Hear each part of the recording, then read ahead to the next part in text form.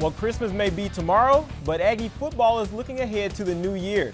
They'll be kicking off the 2013 in the Cotton Bowl versus Oklahoma on January 4th. Now, most students have left campus for the holidays, but the team feels like they're getting a break too. They really haven't had a chance to just sit back and catch their breath over the last 3 weeks, what with award ceremonies, celebrations, and the overpouring of media attention.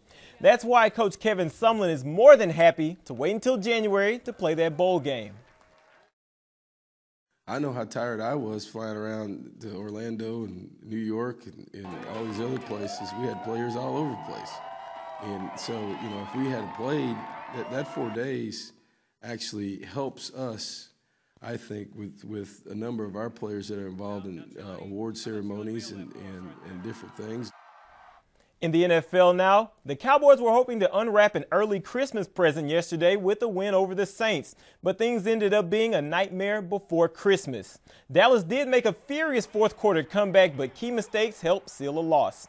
No time to focus on the past, however. They need a win Sunday against the Redskins to get into the playoffs.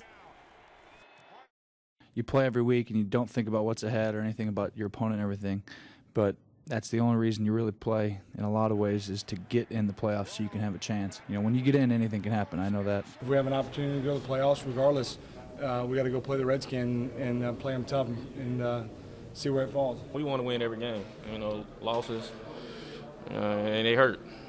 But you just got to shake them off and come back the next week and keep fighting. Down in Houston, meanwhile, it was the week without a Texans win. Houston dropped one at home to the Minnesota Vikings by the final score of 23-6. Quarterback Matt Schaub and the Texans have now lost 2 of their last 3 games, and it's the 3rd time this month the Texans have looked flat. Not what your team wants heading into the postseason. For us to do what we do best, we need to be in position to line up, run the football, and we haven't done that in the last month. So getting back to that is a big point of emphasis. Now, that's a lot easier said than done, and so we've got to look at ourselves hard. Well, after losing to Southern over the weekend, A&M men's basketball probably hopes Santa brings them some answers to their problems on offense.